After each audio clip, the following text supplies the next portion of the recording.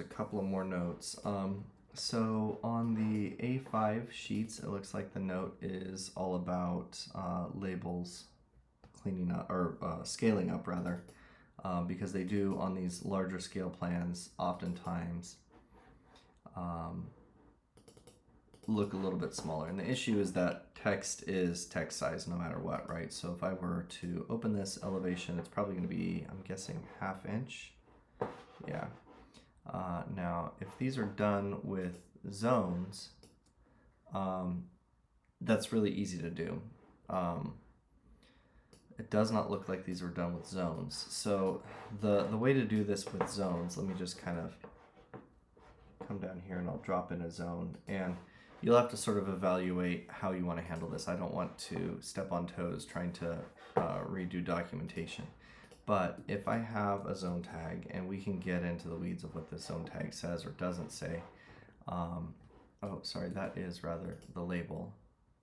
The zone tag itself may be hidden by, yeah.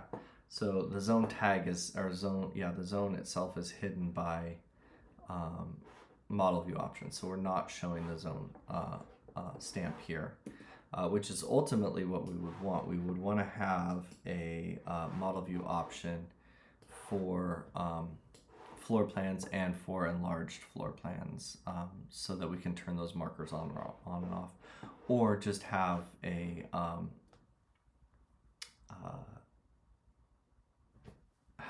separate layer for each of the zone tags. So for example, if this zone is called kitchen,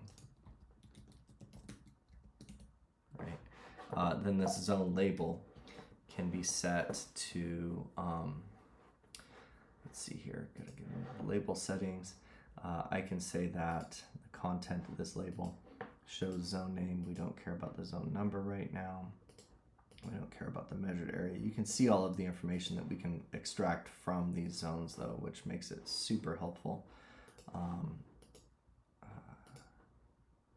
And I know that there's a way to turn the frame off as well, if I can figure that out. Anyway, hopefully you get the idea. I know that there's a way to turn that label off, and maybe we can have a quick get together on how that might work. But anyway, so what I can do is say that this would be a label that would be on my floor plan annotation. And then I would have one that's on my enlarged plan annotation, and this would be under the override style. I can make that like 16 point or something like that, right? So that my large plan has more bold text or larger text. Oh. And then the advantage to using the labels versus just text like you have, which you could also do, you could have duplicate text.